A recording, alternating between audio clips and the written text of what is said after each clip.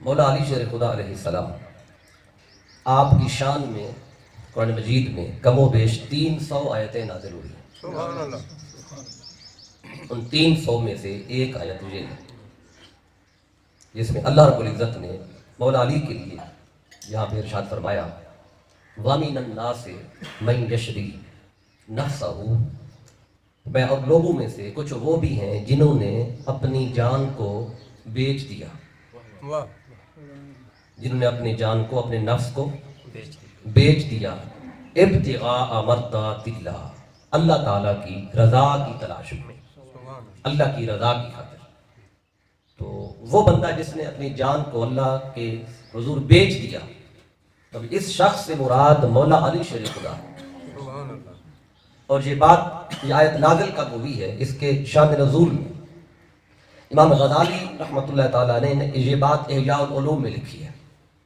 اور پھر ایک بہت بڑے عالم دین ہیں فقہ شافعی میں، ان کا نام ہے امام شبلنجی رحمۃ اللہ تعالیٰ علیہ، ان کی کتاب ہے نور الابصار، اس میں یہ بات بیان کرتے ہیں، اور اس میں ہی پھر امام غزالی کا وہ فرمان اس میں ساتھ بیان کرتے ہیں۔ تو اس میں کہتے ہیں کہ جب میرے آقا صلی اللہ علیہ وسلم ہجرت فرما کر مدینہ جا رہے تھے، تو جو میرے آقا کا بستر مبارک تھا وہ خالی نہیں چھوڑنا تھا، تاکہ جو کفار و مشرکین ہیں وہ یہ سمجھے کہ مصطفیٰ جہاں لیٹے ہوئے ہیں۔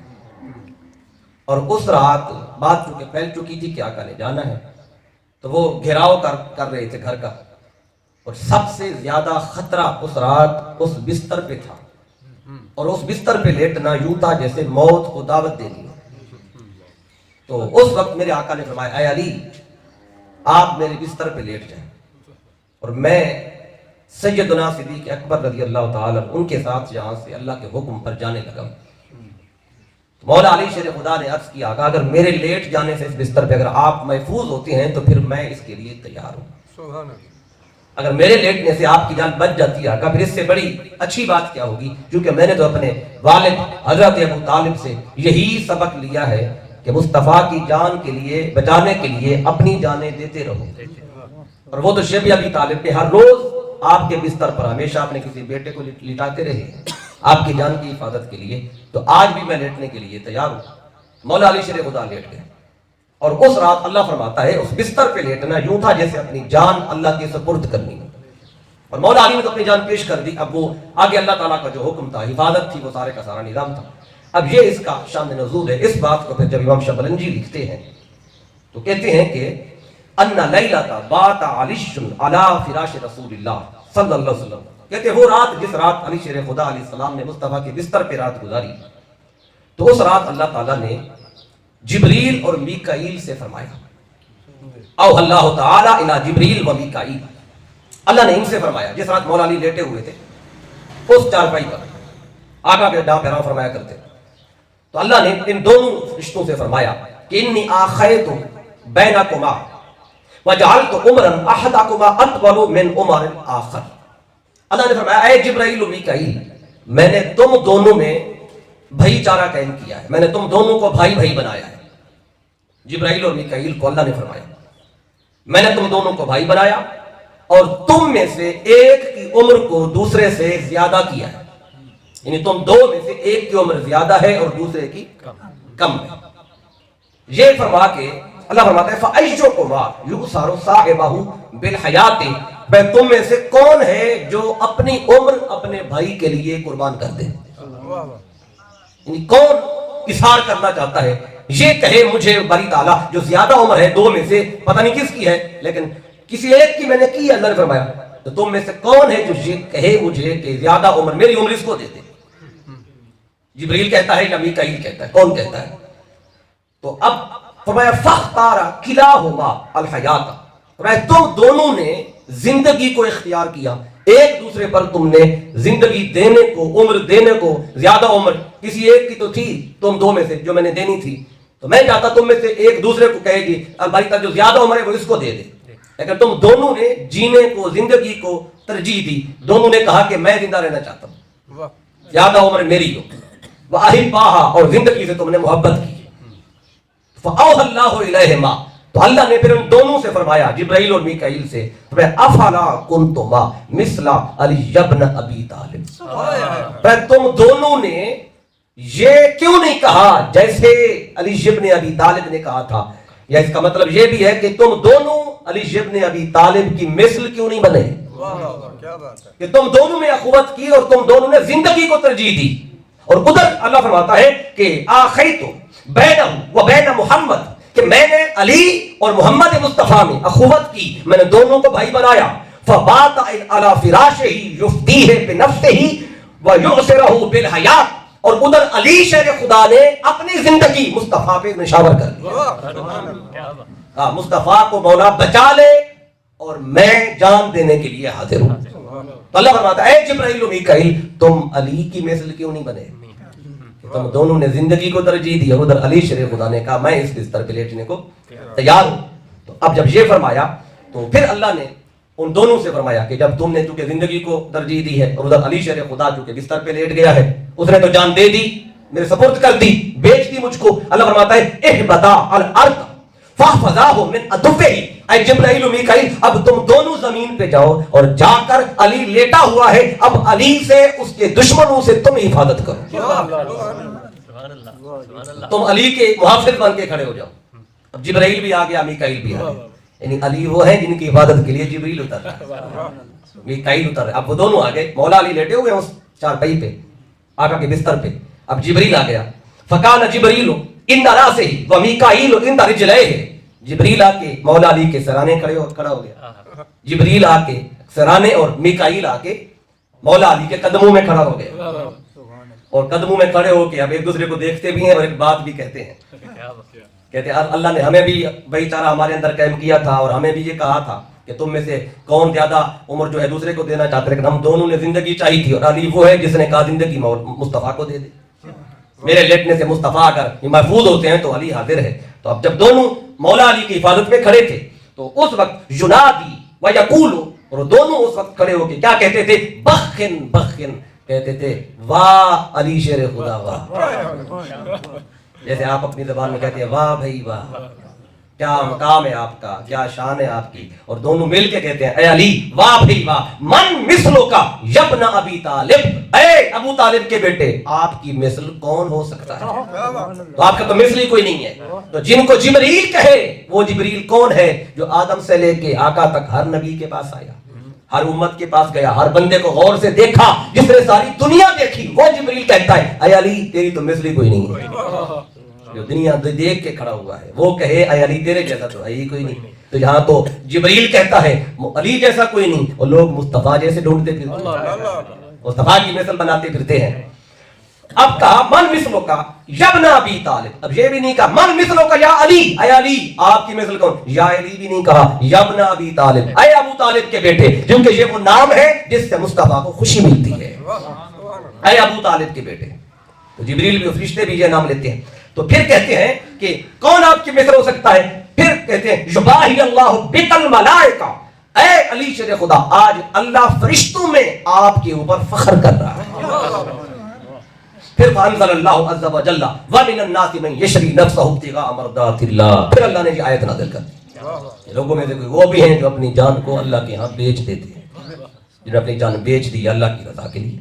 تو مولا علی تو وہ ہیں جو بچپن سے اپنی جان آفرین کے سپرد کیے ہوئے تھے، آقا کے لیے قربان کی ہوئی ہے جان، اور آقا کے دین کے لیے سب کچھ لٹایا ہوا ہے۔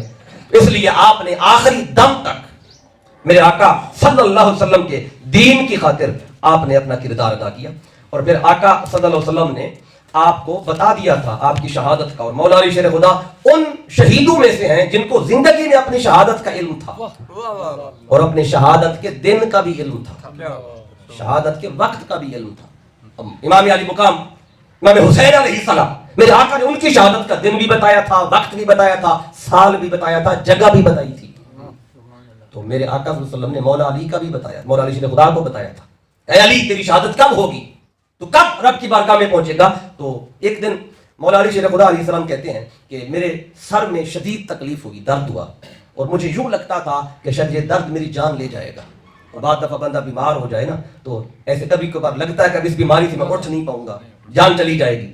تو آپ نے عرض کیا آقا یوں لگتا ہے کہ اس بیماری کے بعد میں اٹھ نہیں پاؤں گا، आका फरमाते हैं अली तेरी शहादत और तेरी वफात इस बीमारी में नहीं होगी, तेरी शहादत तब होगी जब खून तेरी दाढ़ी को और सर को सुर्ख कर देगा।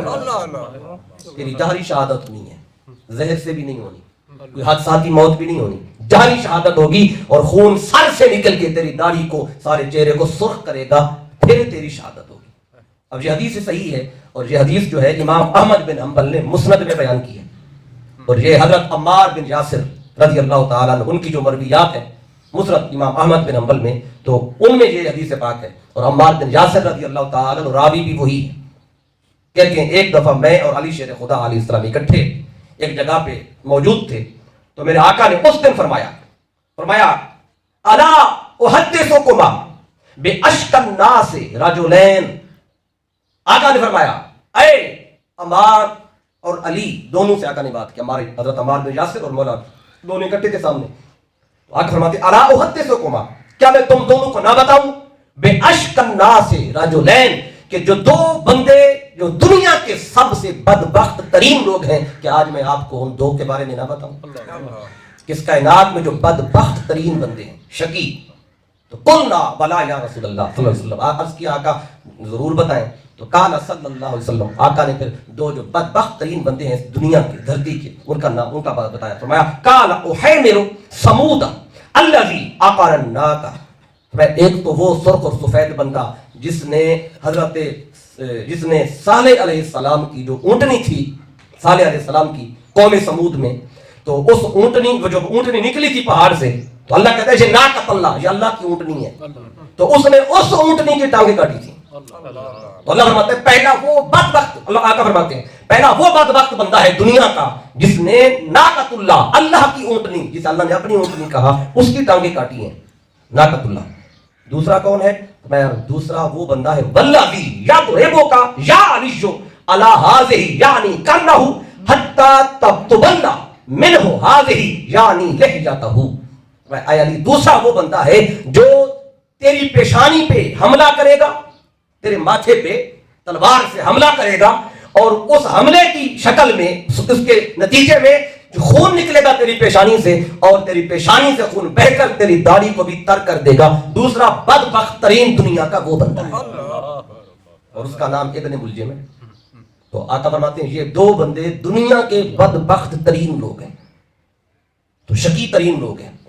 एक जिसने नाक़तुल्लाह की टांगे काटी, एक इधर जिसने मौला कायनात मौला अली शेर खुदा अलैहिस्सलाम पे वार किया, हमला किया। तो अब आपको पता था, हदीस पाक की रोशनी में पता चलता है कि मेरी शहादत होनी, और मेरी शहादत जब होगी तो उस वक्त मुझे ज़र्ब कैसे लगेगी और कहाँ पर लगेगी। आका ने फरमाया कि ये तेरी पेशानी पे, कि फरमाया अला हादी यानी करनहु हत्ता तुबल्ला मिनहु हादी यानी लहजतहु, पेशानी से खून निकलेगा और दाढ़ी तेरी तार कर देगा, तेरा सारा चेहरा खून से भर जाएगा। तो आपको अपनी शहादत के इस अंदाज का भी इल्म था। तो फिर जब वो वक्त आया शहादत का, तो उस शहादत का चूंकि मेरे आका सल्लल्लाहु अलैहि वसल्लम ने आपको बताया था कि शहादत कब होनी है और उसके जो आसार थे वो आपके इल्म में थे, और ये जो आपका साल था 40 हिजरी जिसमें आपकी शहादत हुई और 63 बरस कम बेश आपकी उम्र थी उस वक्त। तो आपकी शहादत का जो पस मंजर है पहले वो समाप्त कर लें कि इसके पीछे मामलात क्या बने, क्योंकि आप कूफा के अंदर हैं और कूफा में आपकी हुकूमत है और आप अमीरुल मोमिनीन हैं। तो एक खारजी शख्स आता है और हमला करता है, तो वो ऐसे अचानक तो नहीं आ गया था, तो कूफे में उसके कुछ सहूलतकार भी थे कि बगैर सहूलतकारों के कोई इस तरह का हमला नहीं कर सकता। और वो उस दिन नहीं पहुंचा था ये इब्न मुलजिम, ये 20 शाबान से कूफे में था। शाबान की 20 तारीख को आया और 19 रमजान को इसने अटैक किया, और ये प्लानिंग थी पूरी के अटैक कब करना है। अब ये कुतुब तारीख में, तारीख इब्न साद में, इब्न कसीर में और भी कुतुब में ये बात मौजूद है कि 3 लोग जो थे खारजी, चूंकि मौला अली शेर खुदा ने खारजियों की कमर तोड़ दी थी नहरवान के मकाम पर, जब जंग किया आपने तो खारजियों का कला कमा किया, बड़े बड़े सरपंच खारजियों के मौला अली की तलवार से वो कत्ल हुए। तो अब उन्होंने खारजियों ने फिर प्लान किया, तो 3 लोग थे जिन्होंने मक्का मुअज़्ज़मा में ये अहद किया, तीनों ने मिलकर। उनमें एक बंदा था अब्दुर्रहमान इब्न मुलजिम मुरादी, और दूसरा था अबरक बिन अब्दुल्ला अत-तमीमी, और तीसरा था अमर बिन बुकैर अत-तमीमी। ये तीनों ने मक्के में इन्होंने अहद किया, एक दूसरे के साथ वादा किया, कहने लगे कि हम तीनों मिलकर 3 लोगों को मादल्ला कत्ल करेंगे अहले ईमान में से। तो उनमें से अब्दुर्रहमान इब्न मुलजिम ने कहा कि मैं अली इब्न अबी तालिब को मादल्ला उन्हें कत्ल करूंगा। उसके बाद अबरक बिन अब्दुल्ला तमीमी, इसने कहा कि मैं हजरत अमीर मुआविया रज़ी अल्लाह ताला अन्हु उनको कत्ल करूंगा।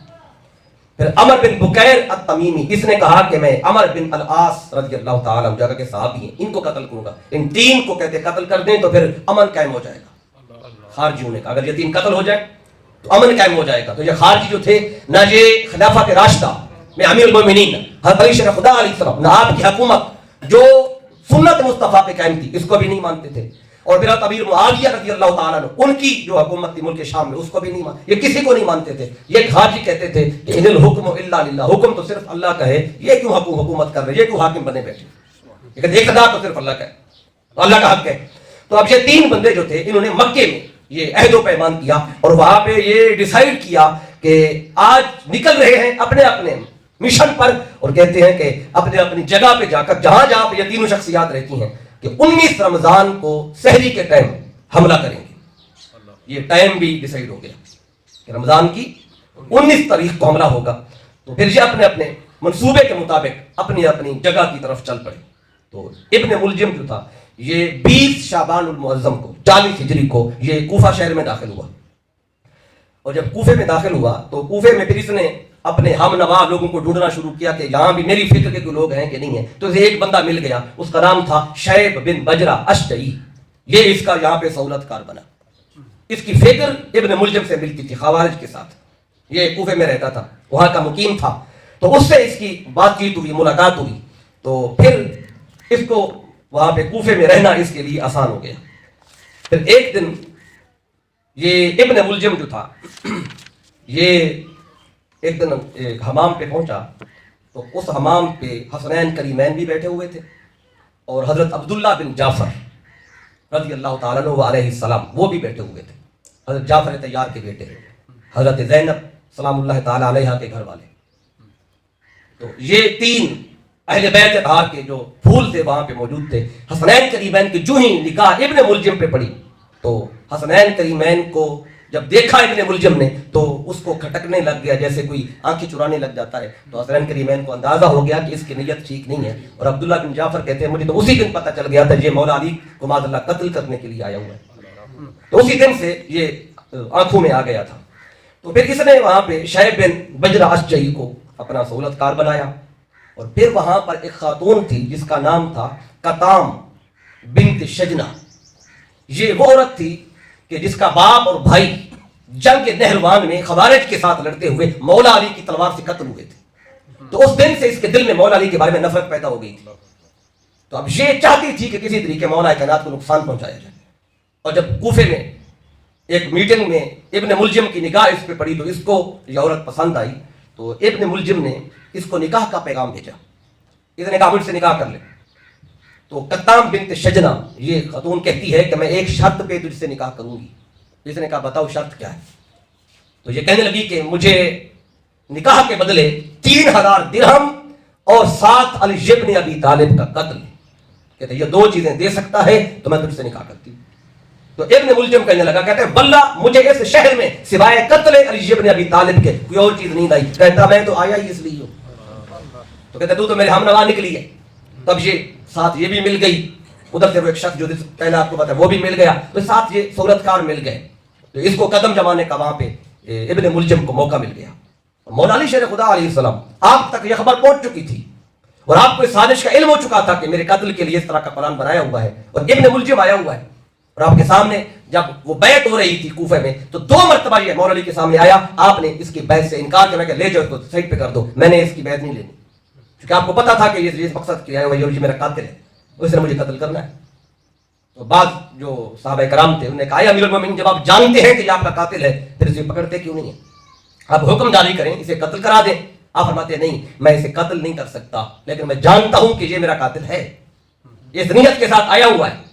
तो साहबा कराम ने कहा कि अमीरुल मोमिनीन जब आप जानते हैं कि आपका कातिल है फिर पकड़ते क्यों नहीं, हमें क्यों हुक्म नहीं देते। आप फरमाते हैं कि मुजरिम को जुर्म करने से पहले सजा नहीं दी जाती, सजा तब दें जब जुर्म करे। अभी जुर्म तो नहीं किया, जुर्म करेगा तो सजा देंगे। तो अब ये अल्लाह ताला का आदल, अल्लाह ताला को पता है कि फला बंदे ने ये करना है, लेकिन जब तक करता नहीं अल्लाह उसे पकड़ता नहीं। अब यही बात इब्लीस के हवाले से कुरान मजीद में, जब इब्लीस ने अल्लाह का हुक्म नहीं माना, आदम को सजदा नहीं किया, तो अल्लाह ने क्या फरमाया था कि अबा वस्तकबरा व काना मिनल काफिरीन, कि इसने इनकार किया और तकब्बुर किया और ये काना मिनल काफिरीन। अल्लाह कहते हैं ये इब्लीस था ही काफिरों में से। अब ये काना फेल माजी है, अब तो ये नहीं कह सकता कि सजदा नहीं किया तो अब काफिर हुआ। अगर यूं माना हो तो अल्लाह फरमाता इस्तकबरा, तकब्बुर किया, फकद काफरा, और काफिर हो गया। तो अल्लाह नहीं फरमाता कद काफरा, अल्लाह फरमाता है काना मिनल काफिरीन, ये खबीस था ही काफिरों में से। तो अब सवाल पैदा होते हैं बारीक, जब इब्लीस काफिरों में से था तो इसे जन्नत में रखा क्यों, इसे फरिश्तों का मुअल्लिम बनाया क्यों? अल्लाह फरमाता है मैं जानता था ये काफिरों में से है, लेकिन अभी इसने कुफ्र किया नहीं था। जब कुफ्र करेगा तो निकालूंगा ना, और जो ही कुफ्र किया अल्लाह का हुक्म आया फाखरुज मिनहा, निकल जा, तो खारिजी है। निकाल दिया अल्लाह ताला ने। तो मौला अली भी जानते थे कि ये मेरा कातिल है, इसने कत्ल करना है, लेकिन इसको नहीं पकड़वाया, गिरफ्तार नहीं करवाया। क्यों? अभी इसने जुर्म किया तो नहीं किया, जब जुर्म करेगा तो तब बात होगी। तो अब चूंकि फैसला था इनका कि कत्ल जो है वो जो तीनों ने मिलकर जो मक्का में बैठ के ये अहद किया था 19 रमजान को, जो कि टेलीफोन तो थे क्यों नहीं कि उस दिन फोन पे राब्ता हो कि आज ये करने लगे हैं नहीं करने लगे, तो पहले से तय था। तो एक महीना पहले वहां पे मौजूद था। तो फिर 19 रमजान मुबारक, और ये जो रमजान था इसमें मौला अली शेर खुदा अलैहिस्सलाम आपका जो अंदाज था बिल्कुल मुख्तलिफ था। आप हर रोज डेली जो इफ्तारी थी वो किसी अपने खानदान में से किसी घर में करते थे। हर रोज इफ्तारी आपकी मुख्तलिफ जगहों पे होती थी। तो उस दिन 19 रमजान मुबारक को आपकी जो इफ्तारी थी वो आपकी बेटी हजरत उम्मे कुलसूम रज़ियल्लाहु ताला अन्हा व अलैहिस्सलाम उनके पास थी, बेटी के पास। तो आपने वहां इफ्तार किया और आपकी बेटी बयान करती हैं, कहती हैं सारी रात मेरे वालिद गिरामी सोए कोई नहीं है, बेदार रहे, और हर थोड़ी देर के बाद कमरे से बाहर आते और बाहर आके आप आसमान की तरफ देखकर, मौला अली आसमान की तरफ देखकर फरमाते कि खुदा की कसम यही वो रात है जिसमें मुझसे शहादत का वादा किया गया। हर सारी रात थोड़ी देर कमरे फिर वापस बाहर आके सुबह को देखते और रात को देखते, अंधेरे को देखते, फरमाते अल्लाह की कसम यही वो रात है जिसमें मेरे साथ शहादत का वादा किया मेरे आका ने। तो अब सारी रात कहते हैं, और बेटी कहती है कि इसी तरह आप बाहर आते फिर कहते।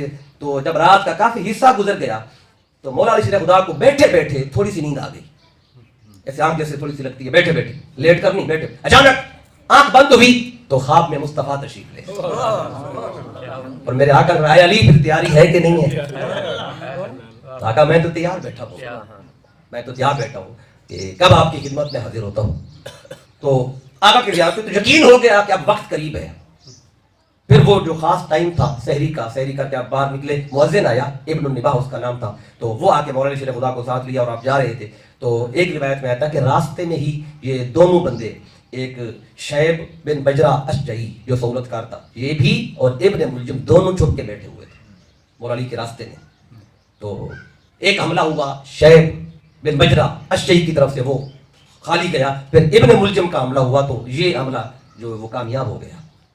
और एक रिवायत में आता है कि अली शेर खुदा अलैहिस्सलाम मस्जिद पहुंच गए और ये इब्न मुलजिम उसी मस्जिद में लेटा हुआ था उल्टा, और इसने एक महीना पूरा, जो कि 20 शाबान से पहुंचा था, 19 रमजान को इसने हमला किया, तो एक महीना पूरा इसने अपनी तलवार को जहर में भिगो के रखा, जहर आलूद किया था तलवार को। तो ये उस रात तलवार अपने आगे यहाँ पे रख के सीने पे उल्टा लेटा हुआ था मस्जिद के अंदर। मौला अली आए और आपने अपने पांव से इसको ऐसे हरकत दी, कहा कि उठ नमाज का टाइम है।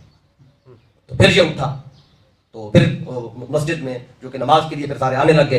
तो अब इस तरह मौला अली शेर खुदा अलैहिस्सलाम, एक रिवायत में आता है कि आप पहली रकात का जो सजदा था वो अदा कर चुके थे, नमाज पढ़ा रहे थे, और एक सजदा अदा करके जब दूसरे सजदे के लिए उठे, इब्न मुलजिम ये पहली सफ पे खड़ा था इस नियत के साथ कि हमला करूंगा जब वक्त सही मिले मुझे, और ताकि आप बैठे हो ऊपर से हमला करूं।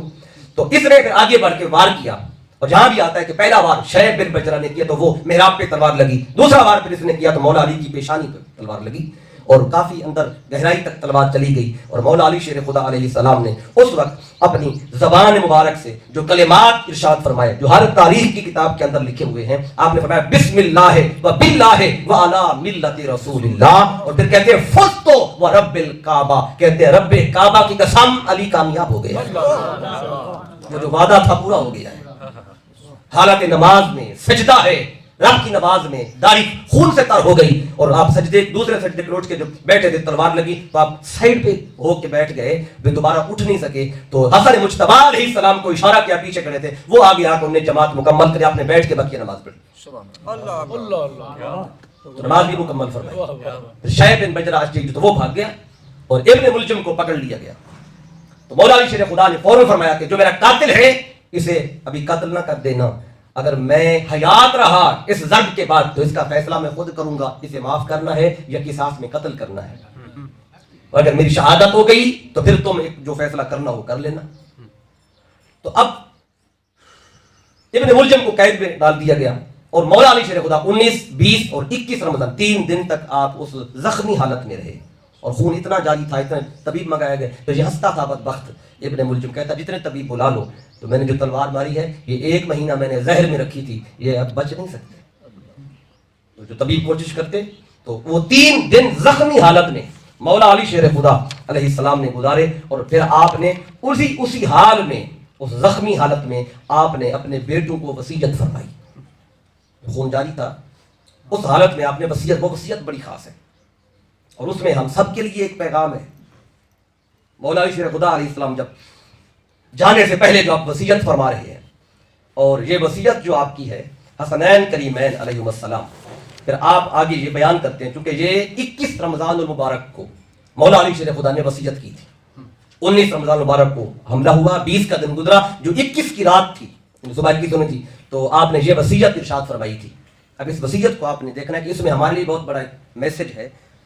तो पहली बात जो आपने अपने बेटों से फरमाया कि पहली बात फरमाई कि अपनी जिंदगी को तकवा के साथ मामूर रखना, हर वक्त अल्लाह से डरते रहना, तकवा का आपने इरशाद फरमाया। फिर दूसरी बात कही कि अपनी जिंदगी के जो मामलात हैं वह उनको दुरुस्त रखना, और ये जुमला इरशाद फरमाया हसनैन करीमैन से, फरमाया कि इस्लाहो ज़ाते बैनिकुम, कि आपस के जो ताल्लुकात हैं उनको सुलझाए रखना। जितने भी ताल्लुकात हैं, शौहर के बीवी के साथ, बीवी के शौहर के साथ, भाई के भाई के साथ, भाई के बहन के साथ, रिश्तेदारों के साथ, दोस्तों के दोस्तों के साथ, कि जो भी ताल्लुकात हैं, ऐ मेरे बेटो कि अपने मामलात को सुलझाना, जो तुम्हारे अमल से, तुम्हारी सोच से, तुम्हारे रवैया से किसी को दुख ना पहुंचे, किसी को तकलीफ ना पहुंचे, किसी को हकीर ना समझना, किसी की हक तलफी ना करना, अपने बाहमी ताल्लुकात को संवारे रखना। ये पहला आपने जो वसीयत किया आपने अपने बेटों को। फिर आगे आप फरमाते हैं कि मैं ये क्यों कह रहा हूं कि अपने मामलात को संवार के रखना, कहते क्योंकि मैंने तुम्हारे नाना हज़रत मोहम्मद मुस्तफ़ा सल्लल्लाहु अलैहि वसल्लम से खुद सुना है, और आका ने फरमाया था कि सलाहु ज़ातिल बैन अफ़ज़लु मिन आमदिस सलाति व सियाम, कि आका ने फरमाया था कि फर्ज नमाजों और रोजों को अलावा, अगर इनके अलावा जो फर्ज नमाजें और फर्ज रोजे हैं, इन फर्ज को छोड़ के बाकी कोई बंदा अगर सारा साल, सारी उम्र नफली इबादत करे, दिन सारा रोजे के साथ रहे, रात सारी क़ियामुल लैल करे, नवाफिल अदा करे, सारा साल 11 महीने रोजे के साथ रहे, तो आका ने फरमाया कि इस सारी इबादत से कई गुना ज्यादा अफजल और आला अमल है कि आपस के ताल्लुकात को बेहतर करो। एक बंदा सारा साल रोजा रखता है, रमजान तो 1 महीना है, 11 महीने और भी रोजा रखता है, और हर रात शब बेदारी करता है, हर रात शब बेदारी करने से और सारा साल रोजा रखने से, उम्र भर, इससे कहीं बेहतर है कि आपस के ताल्लुकात को बेहतर करो। इसलिए आपने अपनी जाते जाते ये वसीयत मेरे बेटो कि इस्लाहु ज़ाति बैनिकुम, कि सलाहु ज़ातिल बैन अफ़ज़लु मिन आमदिस सलाति व सियाम। इमाम तबरानी ने मुजमुल कबीर के अंदर इस हदीस पाक को रिकॉर्ड भी किया है। तो अब वसीयत बनी एक और वसीयत जो आपने इरशाद फरमाई बड़ी खास, इसमें हम सब के लिए पैगाम है। आप फरमाते हैं और मेरे बेटो व अलैकुम बित्तवासुल वत्तबाज़ुल, ये क्या वसीयत है? फरमाया कि एक दूसरे पे खर्च करना। आप बात तो बेटों से कर रहे हैं लेकिन सारी उम्मत को मैसेज दे रहे हैं।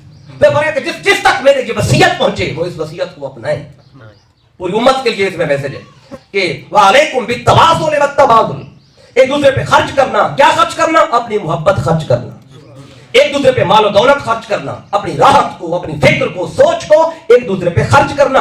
फिर दिल की हमदर्दियां ये एक दूसरे के साथ इनको शेयर करना, फिर अपना इल्म, अपनी तवानाई ये खर्च करना। तो मैं अलगरज जिस तरीके से भी दूसरे का सहारा बन सकते हो, दूसरे का दिल टूटा हुआ जोड़ सकते हो उसे जोड़ना, और जो दूर जा रहा हो जिस तरीके से भी उसे करीब ला सकते हो उसे अपने करीब लाना।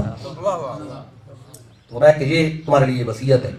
फिर इसमें एक और खास बात की फरमाया, इशाकुम वत्तदाबुरा वत्तकातो। फिर अगली बात की फरमाया कि खबरदार पीठ पीछे बुराई ना करना। अब जाते जाते वसीयत हो रही है, अब जाते जाते कोई और बात नहीं, ये नहीं फरमा रहे खास राज पे जाना, ख्याल देने के लिए खत्म करना। अब वो बातें बता रहे जिससे कि एक इंसान का जो किरदार है वो संवरता है और जिनकी आगे कीमत है अल्लाह की बारगाह में। फरमाया कि पीठ पीछे बुराई नहीं करनी। जब किसी के पीछे पीठ पीछे में बुराई करोगे, उसे नजरअंदाज करोगे, ताल्लुकात टूटेंगे। इसलिए फरमाया बस तकातो, ये तकता ताल्लुकी से बचना। टूटे हुए को जोड़ना तुम्हारा काम है, तोड़ना नहीं है। ये मौला अली की वसीयत है। तो अब ये आपने 3-4 जो वसीयत के हवाले से खास बातें थी, मैंने चाहा वो आप तक पहुंचाऊं। फिर इस हवाले से जो 2-3 और ज़रूरी बातें हैं वो आप तक पहुंचाता हूं। फिर आपने वसीयत फरमाई और 21 रमज़ान की रात थी, तो सुबह जो आखिरी पहर था आपकी शहादत हो जाती है। तो फिर आपकी वसीयत थी कि मेरे बेटो कि मेरी तदफीन कर देना, और तदफीन जहां पर करो उस जगह को पोशीदा रखना, मेरी कब्र को पोशीदा रखना। और जब आपका जनाजा इमाम हसन मुज्तबा अलैहिस्सलाम, आपने जनाजा पढ़ाया और हज़रत इमाम हसन, इमाम हुसैन और अब्दुल्लाह बिन जाफर अलैहिस्सलाम तीनों ने मिलकर मौला कायनात को गुस्ल किया, और बड़े बेटे ने हसन मुज्तबा अलैहिस्सलाम जनाजा पढ़ाया। और फजर से नमाज पढ़ के लोग अभी वापस नहीं आए थे कि मौला अली की तदफीन कर दी गई थी। और आपने फरमाया था कि मेरी कब्र को पोशीदा रखना। क्यों पोशीदा रखना, उसकी वजह भी बताई थी कि फरमाया मैं उम्र भर मैंने जंगें लड़ी हैं और मेरी तलवार जुल्फ़िकार से 40,000 लोग जहन्नम वासिल हुए हैं, और मेरी जिंदगी में कोई मुझसे बदला नहीं ले सका। ऐसा ना हो कि बाद मेरी कब्र की कोई बेहुरमती करें, मेरी कब्र को पोशीदा रखना। और अपने बेटों से फरमाया था, मेरे बेटो फला जगह पे जाना, एक पत्थर मिलेगा तुम्हें, जब उस पत्थर को उठाओगे उसके नीचे से नूर की शुआएं निकलेंगी और तुम्हें उसके अंदर बनी हुई कब्र मिलेगी। कब्र खोदने की भी जरूरत नहीं है, मौला अली की करामात में से है। अपनी कब्र का भी बता दिया, नूर की शुआएं निकलेंगी, कब्र खोदी हुई मिलेगी, बस तुमने मुझे वहां जाके दफन करना है। फिर मिट्टी रख के पत्थर उसी तरह रख देना है, ना किसी को खबर होगी यहाँ पे कौन है। तदफीन कर दी गई, किसी को नहीं बताया गया। वक्त गुजरता रहा, घर वालों को पता था कि मौला अली की कब्र कहाँ पे, बाकी किसी और को पता नहीं था। चलते चलते दौर आया खलीफा हारून रशीद का, और वो शिकार के लिए निकला, हिरनियों का शिकार करता था। एक दिन निकला जंगल में, क्या देखता है कि हिरनियां हैं बड़ी खूबसूरत, कुत्ते इसके पास शिकारी से बड़े खास, इसने कुत्ते भगाए, हिरनियों के पीछे भागे। हिरनियां भागते भागते एक टीला सा था, उस पर कुछ झाड़ियां थी, वहां जाके बैठ गई। कुत्ते झाड़ियों के पास जाके रुक गए, करीब नहीं गए। तो हैरान हो गया कि कुत्ते झाड़ियों तक तो जाते हैं, आगे हिरनी पास बैठ गया था, आगे नहीं जाते। 2-3 दफा ऐसे हुआ, कुत्ते पीछे वापस गए, हिरनियां फिर निकली, फिर कुत्ते भागे, फिर वो आके वहीं पे बैठ गई।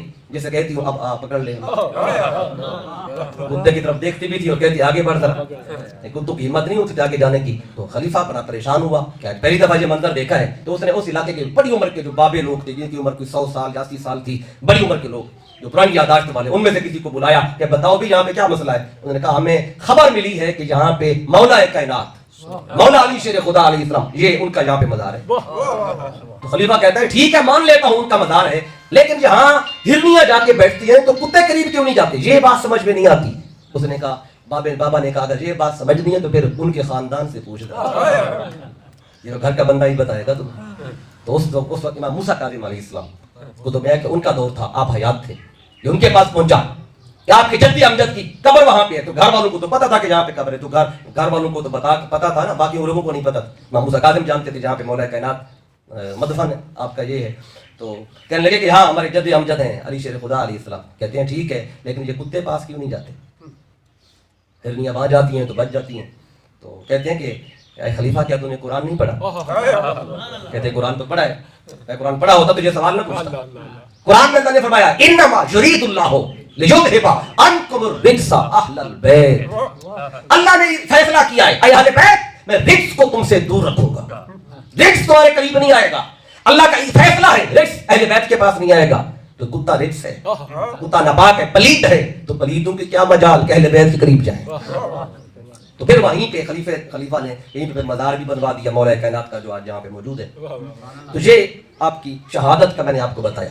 तो फिर जब आपकी शहादत होगी, तदफीन हो गई, तो अब आखिरी 2 बातें सुन लें। फिर इब्न मुलजिम जो था, अब इसका जो हशर हुआ, तो जब मौला कायनात की शहादत हो चुकी, तो तदफीन के बाद फिर लोग जमा होकर मौला कायनात के आपके दर अक़दस पे आ गए اور کہنے لگے کہ ابن ملجم کو لاؤ، ہم اس کو سزا دیتے ہیں، ہم اس کو مارتے ہیں جس نے امیر المومنین پہ حملہ کیا۔ تو پھر امام حسین علیہ السلام، حضرت عبداللہ بن جعفر اور محمد بن حنفیہ، یہ بھی مولا علی کے ایک اور زوجہ سے بیٹے ہیں، محمد بن حنفیہ، تو یہ تینوں آ گئے اور کہا کہ لوگوں سے کہا تم اس کو ہمارے اوپر چھوڑ دو، ہم خود اس پہ اپنا دل ٹھنڈا کریں گے، تم پیچھے ہٹ جاؤ۔ تو پھر عبداللہ بن جعفر آگے بڑھے، انہوں نے آگے بڑھ کر اس کے ہاتھ اور پاؤں کاٹ دیے ابن ملجم کے، خارجی کے۔ پھر اس کی آنکھوں میں بھی گرم سلائی پھیر دی، آنکھوں سے بھی تو اس کو جو ہے وہ ختم کر دیا۔ تو پھر آپ نے فرمایا کہ اس کی زبان باہر نکالو، اس کی زبان کاٹتے ہیں۔ تو جب آپ نے فرمایا نا زبان نکالو تو اس پر یہ بول پڑا، اس نے کہا میری زبان مت کاٹو۔ تو عبداللہ بن جعفر فرماتے ہیں ہم نے تیرے ہاتھ کاٹے، پاؤں کاٹے، تو نے کچھ نہیں، تو نے فریاد نہیں کی، ہم نے تیری آنکھیں جلا دی، تو نے فریاد نہیں کی، تو یہ زبان کاٹنے پہ کیوں بول رہا ہے؟ تو اب یہ خارجیوں کی فکر دیکھیں، سوچ دیکھیں، کام کیا کیا؟ امیر المومنین پہ حملہ کیا، اور وہ کون ہے؟ علی شیر خدا علیہ السلام، جن کے بارے میں آقا نے فرمایا کہ اسے دنیا کا بدبخت ترین بندہ قتل کرے گا۔ یہ دنیا کا بدبخت ترین شخص تھا۔ اب وہ کیا کہتا ہے کہ میری زبان مت کاٹو، کیوں؟ کہتا ہے اگر زبان کاٹ لی تم نے تو پھر میں اللہ کا ذکر کیسے کروں گا، میں تسبیح کیسے پڑھوں گا، میں اللہ اللہ کیسے کروں گا؟ کہتا میری زبان مت کاٹو، یعنی ادھر اللہ اللہ کرنا، تسبیح پڑھنا، یہ اتنا محبوب ہے اس کو، اور ادھر کام کیا کر رہا ہے جس کے میرے آقا نے دنیا کا بدبخت ترین شخص کہا، یہ وہ بندہ ہے لیکن ان کی زبان پہ ذکر ایسا ہوتا ہے۔ اب یہ خارجیوں کی علامت ہے، اب ذرا اس کو سمجھیں آپ۔ تو پھر عبداللہ بن جعفر نے کہا آپ نے زبان بھی کاٹ دی اس کی، اور ایک کھجور کے پٹارے میں اس کو بند کر کے اس کو جلا دیا، جہنم واصل کر دیا۔ سارے لوگ مل گئے، صاحب نے جلا دیا، اس کو چھوڑا نہیں۔ تو بعض کتب میں آیا ہے کہ اس کو جلایا نہیں گیا، بلکہ مولا علی نے فرمایا تھا کہ اس نے مجھ پہ ایک وار کیا ہے تو تم بھی صرف ایک وار کرنا، بچ جائے تو بچ جائے، نہیں تو دفع کرنا اس کو۔ تو پھر آپ کی شہادت کے بعد امام حسن مجتبی نے اس پر ایک وار کیا اور ایک ہی وار میں اس کو جہنم واصل کیا۔ اب یہ بھی آقا نے فرمایا تھا انا مدینہ العلم وعلی بابها، اس میں آپ کے علم پر، آپ کے حکمت کے حوالے سے کہ آپ کے نزدیک علم کیا ہے، کہ حضرت علی شیر خدا کے نزدیک علم، آپ علم کسے کہتے ہیں؟ تو آقا نے فرمایا نا میں علم کا شہر ہوں، علی اس علم کے شہر کا دروازہ ہے، میں حکمت کا شہر ہوں اور علی اس حکمت کے شہر کا دروازہ ہے۔ تو اب یہ امام ہندی ہیں، یہ کنز الاموال میں بیان کرتے ہیں کہ حضرت علی شیر خدا علیہ السلام سے مروی ہے کہ علم کس کو کہتے ہیں اور اس سے عالم کون ہوتا ہے مولا علی شیر خدا کی نظر میں، آپ کی نگاہ میں۔ اب سنیں، بڑی خاص بات ہے، علماء کے لیے تو بہت خاص ہے، باقیوں کے لیے بھی اس میں بہت پیغام ہے۔ تو مولا علی فرماتے ہیں کہ علم کی تعریف جب آپ نے کی تو آپ فرماتے ہیں اگر علم کو ایک وجود کی شکل میں دیکھیں، ایک انسانی وجود کی شکل میں دیکھیں تو اس میں علم کیا ہے؟ تو آپ فرماتے ہیں کہ علم فرماتے ایک ایسا وجود ہے کہ جس کا سر تواضع اور انکساری ہے۔ علم اگر ایک وجود ہو، اس وجود میں جو سر کا مقام ہے علم میں وہ تواضع اور انکساری ہے۔ اس کا مطلب یہ ہے جو شخص صاحب علم ہے اس کی زندگی میں، سیرت و کردار میں اور تواضع اور انکساری اگر نہیں ہے، سمجھے تو وہ سر کٹا بندہ ہے۔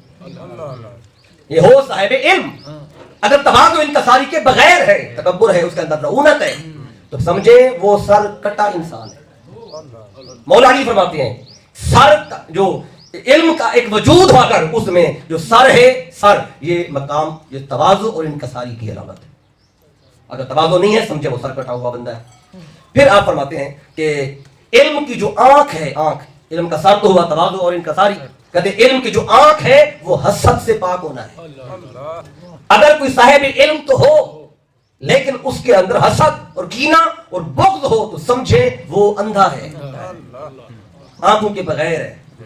علم آ جائے حسد ختم ہو جاتا ہے، اس کے اندر سے رونق ختم ہو جاتی ہے۔ علم یہ چاہتا ہے کہ بندے کے اندر یہ آئے۔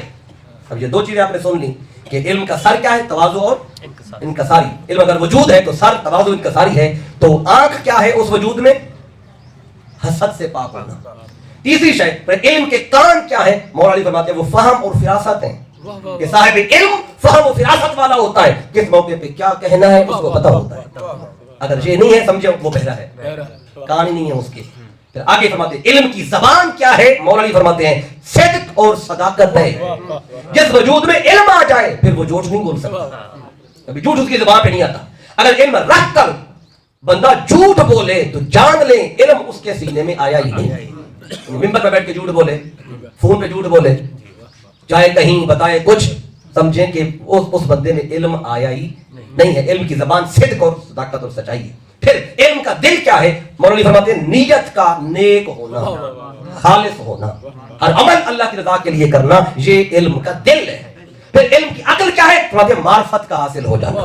پھر علم کا ہاتھ کیا ہے؟ فرمایا رحمت اور شفقت کا پیدا ہو جانا۔ جو عالم ہو وہ نرم ہوتا ہے، وہ شفقت والا ہاتھ اس کا ہوتا ہے، وہ مہربان ہوتا ہے، وہ سخت نہیں ہوتا، وہ بات بات پہ غصے والا نہیں ہوتا۔ علم آ جائے تو اندر رفق اور رحمت پیدا کر دیتا ہے، یہ علم کا ہاتھ ہے۔ پھر علم کے پاؤں کیا ہے؟ مولانا فرماتے ہیں علماء کی، صالحین کی زیارت کے لیے چل کے جانا، یہ علم کے پاؤں ہے۔ پھر علم کی ہمت، یہ سلامتی ہے۔ علم کی حکمت، یہ پرہیزگاری ہے۔ علم کا ٹھکانہ وہ نجات ہے، علم مل جائے وہ نجات پا جاتا ہے۔ پھر علم وہ ہے جو انسان کے اعضاء سے نظر آتا ہے۔ ہاتھ بتاتے ہیں کہ یہ عالم ہے، زبان بتاتی ہے کہ یہ عالم ہے، اس کا دل بتاتا ہے کہ یہ عالم ہے، اس کے گفتار سے، کردار سے، اس کے بیٹھنے کے انداز سے، بولنے کے انداز سے پتہ